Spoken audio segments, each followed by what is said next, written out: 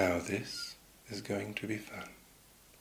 It truly does feel great to realize we all are one. So we shall meditate. This meditation's rhyming verse describes a paradigm of us inside this universe, adrift in space and time. It's nice that we can simply start by recognizing how a check of every body part can help us be here now. We feel our bellies and our heads and just become aware how arms and hands and feet and legs are feeling everywhere. Between and through them circulate our bloodstreams to refresh the oxygen that activates awareness in our flesh. And as we slowly breathe, we find that doing so can draw us into a more present mind to feel the moment raw. With every breath we take and leave, we clear our inner eyes and fully, lucidly perceive each second passing by. Our mindful, meditative selves grow out of living meat and help our bodies stay in health by finding what we need. So let's do that now. Let's explore and see what's to be found outside our bodies. There's more. Let's take a look around. Unless we're blind, we're free to see. Unless we're deaf, to hear. And realize we're utterly surrounded by what's here. This place surrounding us here now, where we consider this, is just as present anyhow as our breathing is. Our breaths connect within the air, within the atmosphere. The envelope of sky we share is also part of here. We also share what rests beneath, our body's place of birth, from which came all who now here breathe as children of the earth. Of course there's more than senses show around us, near and far. The sky above, the earth below, there's more to where we are. To north and south, to west and east, the world goes on and on. The planet, every plant and beast, and we now breathe upon. Of all the earth we barely know the surface we begrime upon the spinning rock below, adrift in space and time.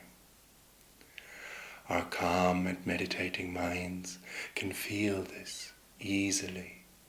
Imagination goes behind all things our eyes can see, to find, as further out we go, whichever way we face, to left, to right, above, below, the solar system, space. It's blacker than the night, of course, and bigger than the sky, and it is hard to see because it was not made for eyes. It effortlessly overwhelms imagination. Still and everywhere around, this realm extends and always will. Around us all, and everyone we've met or ever can, extends the system of the sun that dwarfs all realms of man.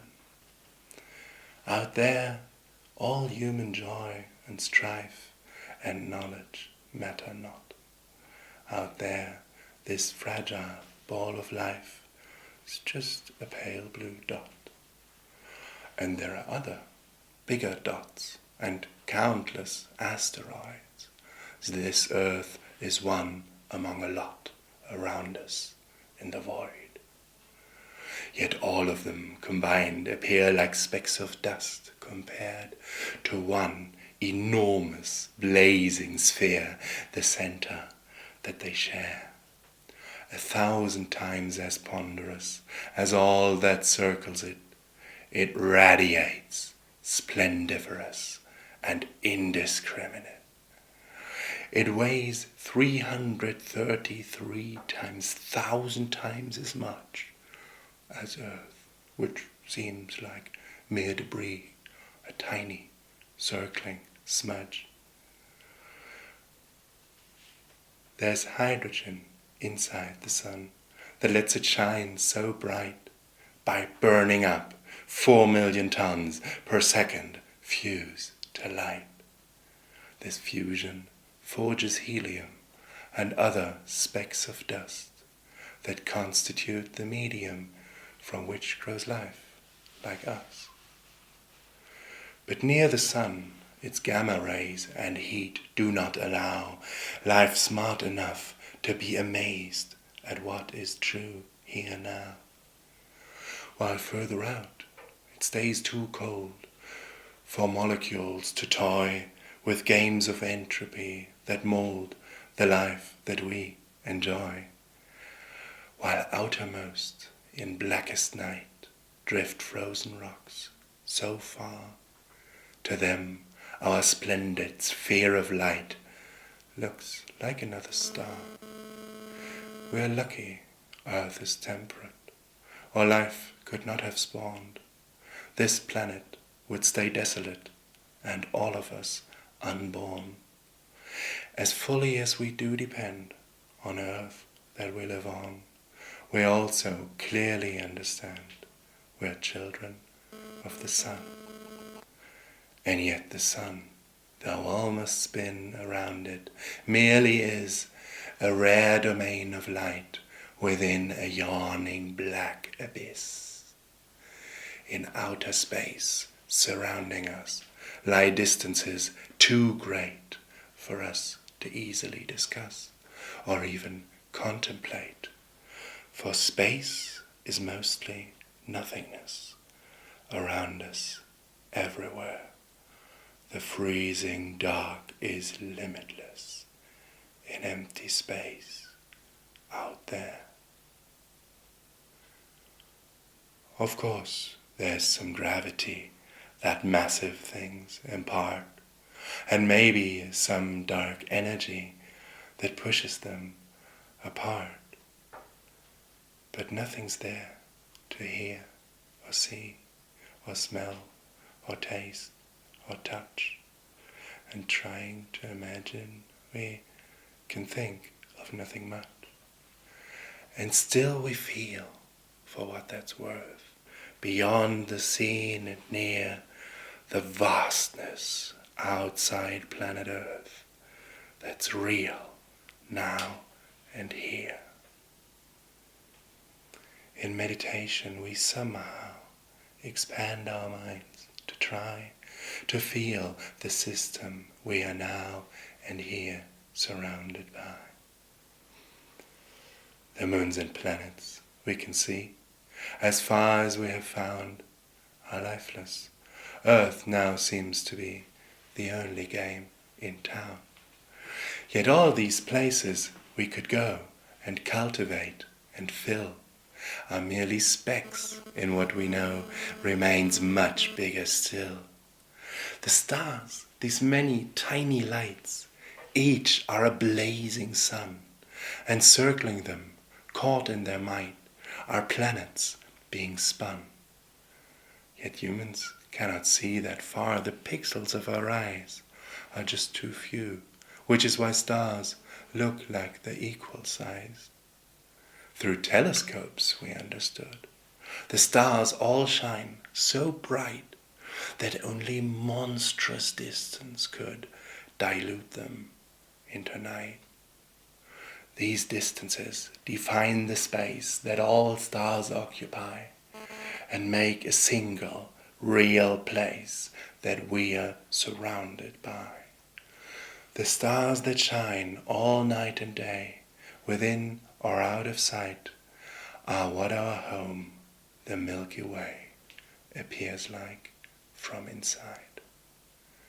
Our Milky Way contains at least 100 billion suns. Through gravity, they all are pieced together into one. Around this place where we now feel what we are breathing in, these suns form one tremendous wheel with one tremendous spin. And all these suns are shining clear, enormous and sublime. They all are real here where we're adrift in space and time, unmoved by beings such as we. On earth, our small enclave, the stars around us now will be the stars around our graves, except for those which have gone through their hydrogen supply, and end as all things someday do, for even stars must die. And some, much bigger than our sun, burn brighter still and must explode one day when they are done with making light and dust. These supernovas, as we call them, burst stupendously. Some can outshine the sum of all stars in the galaxy. With their magnetic fields unfurled, their yields annihilate or sterilize abundant worlds that life might populate. Yet all we breathe and eat and drink comes from these massive bombs. We are supernova dust that thinks about where it came from. And since the stars have made the clay that led to our birth, we are children of the Milky Way, as are the sun and earth. But supernovas are quite rare. 3 times per century does one of them explode somewhere within our galaxy. Yet many supernovas do each second detonate in all the galaxies whereto we now shall escalate, 1,000,000 times much further out than all the Milky Way. More galaxies are shining proud around us here today. These galaxies, each huge and wide, much like the one we're in, outnumber all the stars inside our home and origin. Around where we consider this, whichever way we face, drift billions of these galaxies, right now, right here, in space. We realize with utter awe, and know beyond all doubt, beyond this world are trillions more that we could learn about. And almost all of them must be absurdly far away, in ultimate reality, beyond the Milky Way. From here, where our bodies stay, imagination climbs through further outer Milky Ways, adrift in space and time. And through the emptiness between, in almost all of space, where not a single star is seen, in almost every place. And meditation does allow our minds to feel it all, to feel the universe that now surrounds us as a whole. Despite all suns that intersperse this dark continuum, most places in this universe are total vacuum. And therefore atoms are quite rare, yet trillions of them have condensed into the flesh we wear that draws this very breath. 2/3 of atoms in us are still hydrogen, which sprang into existence not in stars, but back in the Big Bang. For all the time since time began, as entropy made space, each traveled an enormous span, to meet here, face to face. Through vacuum and solar flame they found their way somehow, and we, as that which they became, thus came to meet here now. Through all we breathe and drink and eat, they travel and endow with nutrients the living meat in which we meet here now. The atoms that we are traverse all space and time, which means we're children of the universe, and we have always been. The atoms in us met before, and they will meet again, compelled by universal law out in the there and then. One endless cosmic maelstrom, age-old and ever new, is where we all are coming from and where we're going to. The knowledge we are made of dust compels us to admit the universe is in us just as we are within it. From here we may arise to see and claim as our own the secrets of reality just waiting to be known. And so we know the infinite is absolutely real. It's here, it's now, it's intimate, this vastness that we feel. Whatever else is true for us, we'll always know this rhyme. We'll always know we're made of dust, adrift in space.